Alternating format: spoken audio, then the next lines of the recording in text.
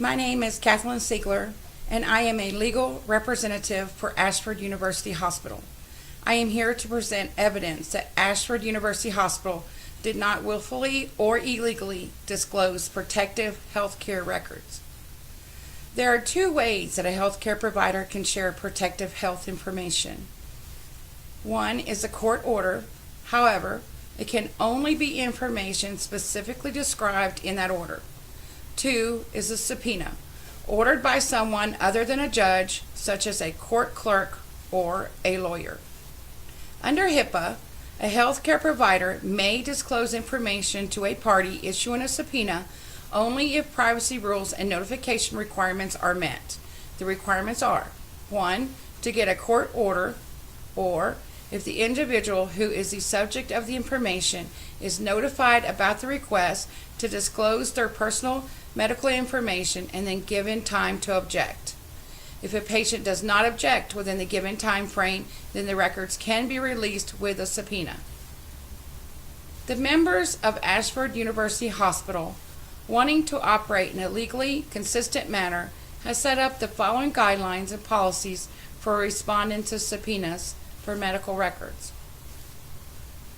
Any staff that receives a subpoena for any reason should immediately take the subpoena to the individual designated for handling subpoenas for medical records. Do not ignore a subpoena. Even though the hospital may not have to comply, a subpoena should never be ignored. The policy and procedure for the release of medical records in all cases will be to receive a court order or a signed patient authorization or proof of no objection by not responding. It is the responsibility of the person submitting the subpoena to provide the court order, authorization, or proof of no objection. Upon receiving the subpoena, the designated subpoena personnel should determine if it meets legal requirements, determine if the privileged information is requested.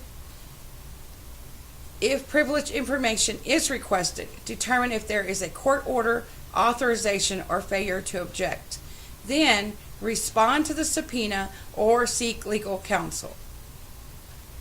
There has already been a legal proceeding in the case Santora versus Crane. Antoinette Santora, in May of 1997, saw Walter Crane, a medical provider, for a head injury. During the visit, she told him it was for a fall. She also told him about her deteriorating marriage and other stress-related issues. Crane diagnosed her with depression and gave her antidepressants. Mrs. Santora filed a domestic violence report against her husband a year later. She alleged that he had caused her head injury. The physician Walter Crane was served with a subpoena from Robert Pinzotto, which was Mr. Santora's lawyer. The subpoena ordered him to appear at his office in a week with all records related to Ms. Santora. The physician Walter Crane claims that he tried to contact Mrs. Santora to get authorization to release her records, but she had moved with no foreign address. Crane released the records, which Pinzotto tried to use those records in a domestic violence case. In January of 2000, Mrs. Santora sued the physician Walter Crane, accusing him of violation of the physician-patient privilege, negligence, infliction of emotional distress, medical malpractice, and breach of confidentiality. Crane moved for dismissal, arguing that she had no grounds of action against him. He did everything in his power to obtain authorization. The judge agreed and dismissed the case. With all the evidence presented before you, the hospital and their legal team feel that they did not do anything illegal, since they were presented with a valid subpoena and several certified letters that had been sent to the plaintiff over a 90-day period, but she did not respond back with an authorization or objection. Her address on the letters were cross-referenced with her address on file at the hospital by qualified personnel to make sure it was correct. Since every effort to get authorization was met, Only the required parts of the records, not all her records, were released to the lawyer who issued the subpoena and who is sworn to only use those in the court proceedings.